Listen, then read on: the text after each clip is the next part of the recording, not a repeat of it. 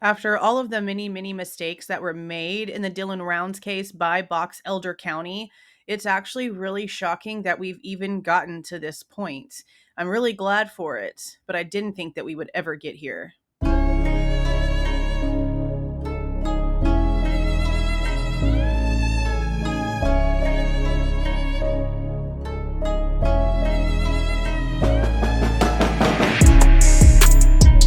Hey guys, this is Jules with True Crime Reactions. Disclaimer. Everything stated in this video is my opinion and my opinion only. And just like everything else in these cases we discuss here on this channel, everything is alleged. So earlier today, I posted the court hearing where James Brenner pled guilty to murdering Dylan Rounds and also guilty to some weapons charges. Now I'm going to save my big rant for whenever I have time to record the family's response, the family's actual statement from the situation, which might be later on today. It might be tomorrow, but it'll be where I am on camera with my face, and that's whenever I'll go on and on about how I am disgusted by what's happening with this situation. But the gist of it is that he is getting more time for having weapons as a restricted person who was nothing but a stain on society than he is getting for taking the life of someone who was a promising human who was trying to actually he was a farmer. He had promise. This guy was a loser, and he'd been a loser his entire life, apparently. So, yeah, it's just gross. Now, again, if you have not seen the court session, it looks like this. I posted it earlier today. But for right now, we are going to go over the Box Elder County Attorney's Office press release from May 15th, whenever this court hearing actually happened. It states the following. For immediate release, May 15th, 2024, James Brenner pleads guilty to murder and death of Dylan Rounds. Brigham City, May 15th, 2024. James Brenner appeared in the 1st District Court in Brigham City this afternoon on 3 pending court cases, included an aggravated murder charge for the death of Dylan Rounds. Brenner entered guilty pleas to resolve the 3 cases. The prosecutor, Blair Wardle, worked closely with Dylan's parents to review the different options and sentencing outcomes to structure and finalize the plea deal signed by Brenner and the state in court today. The plea deal required Brenner to disclose the location of Dylan's remains prior to today's court date, which did happen. We did a video about this. It is here. And as usual, the links for all of the videos that I mention in this video will be down in the description box. In exchange, Brenner received a reduction from first-degree felony aggravated murder to second-degree felony murder. The second charge, desecration of human remains, was dismissed, which is bullshit because they would have had his body a long time ago if it wasn't for what he did to Dylan's body. So the fact that he's just getting away with that technically is just gross.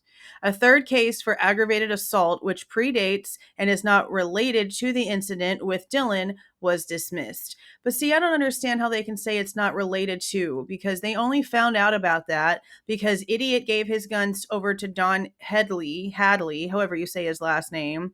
Then he's the one who ended up giving those over to the police and saying, yeah, James Brenner told me to keep these. So they went back over to the property and found more weapons stuff, and I believe some gunpowder and things like that over in the camper he was staying at. James Brenner was. So yeah, to me, they're freaking related.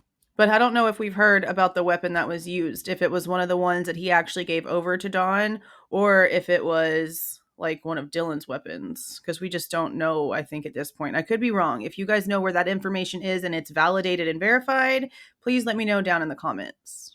The plea deal also includes an agreement that the sentences for each of the individual charges run consecutively and that prison is mandatory.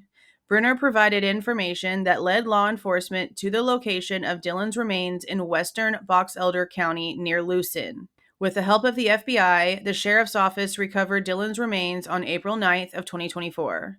With today's change of plea, Brenner is scheduled to be sentenced in the 1st District Court on July 1st of 2024. Box Elder County Attorney Stephen Hadfield had this to say about the outcome of the case. Being able to bring Dylan home and bring this prosecution to a successful conclusion is a great relief. It has been amazing to see what the tireless and unrelenting efforts of so many different people can accomplish. We wouldn't be here today without each of their individual contributions. I mean, honestly, no, we should have been concluded a long time ago. Y'all literally sat there and watched James Brenner throw trash bags full of trash literally away from the crime scene in front of your stupid faces and did nothing about it. So kiss all of my ass on that one. Rounds went missing after speaking to his grandmother on May 28th of 2022, shortly after Box Elder County Sheriff's Office received a report of a missing person. That's whenever Candace called it in. From that time until Dylan's remains were recovered on April 9th of 2024, Box Elder County Sheriff's Office dedicated thousands of hours to the investigation and searched and engaged the assistance of over 30 agencies in and outside of Utah. That's not technically freaking true either. And anybody who's actually been following this case and knows the things that are being said outside of mainstream and outside of what this stupid press release is stating knows damn well that that is not the freaking truth. The Box Elder County Attorney's Office wishes to share its deepest condolences to the family of Dylan Rounds and expresses immense gratitude to the friends, volunteers, the multitude of law enforcement agencies, and all others that assisted in bringing a resolution to this difficult and heartbreaking case. And again, they didn't do anything. They declined certain agencies that wanted to come in and help the family. Candace and Dylan's dad, who again, very much like with Gabby Petito's parents, were not together anymore, were in relationships with other people and had been for quite some time and came together as one unit the same way that Gabby Petito's parents did. Dylan's parents were great in this entire thing. They really were. What's insane to me though is that this is such a common thing. It's so gross. And I know that maybe a lot of people are tired of me, bringing my own personal ish into these kinds of things, but I'm going to, and I'm going to keep doing it because it's showing a pattern of why these stories get to where they are. Stories like mine and the bullshit that people like us that are trying to get away from bullshit or have to deal with the court system, the things that we have to face are important because we see them mirrored every day. Just like in this situation, where James Brenner had desecration of human remains dropped because he was pleading guilty to another charge. In my situation, my ex was told that if he pled guilty to driving under intoxication or one of the two, I don't remember if it was DUI or DWI, it wasn't my charge. I don't do stupid things like that, so I don't really care which one it was, but it was one of the two.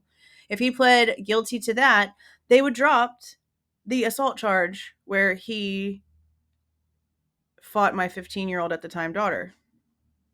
They dropped him physically attacking a minor for him to plead guilty for some sort of drunk driving.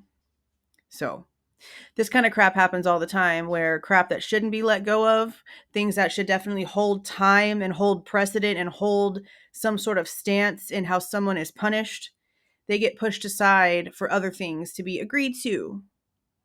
But in cases like this, it's so stupid because we already know that Brenner is apparently sick. Okay, he's already, he's not going to live for very long.